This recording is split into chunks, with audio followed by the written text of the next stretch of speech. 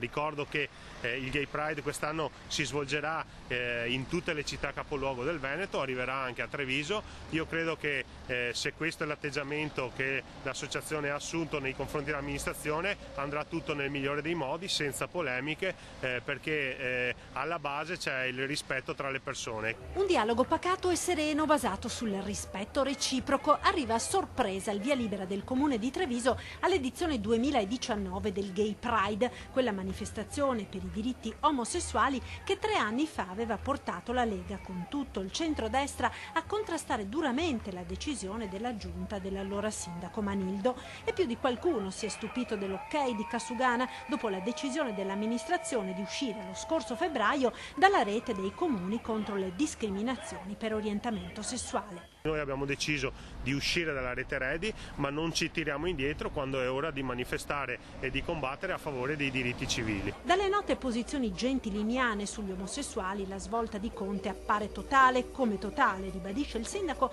è la fiducia negli organizzatori del Gay Pride. Loro sanno che anche per la buona riuscita della loro iniziativa questa manifestazione deve essere sobria e rispettosa nei confronti di tutti, quindi sono assolutamente certo che non ci saranno eccessi. Le prescrizioni che verranno date al corteo arcobaleno, precisa il sindaco, saranno quelle di tutte le altre manifestazioni che si svolgono in città. Ci sarà un vaglio della Polizia Municipale e della Questura, ma esclusivamente per questioni di ordine pubblico, non certo per questioni ideologiche.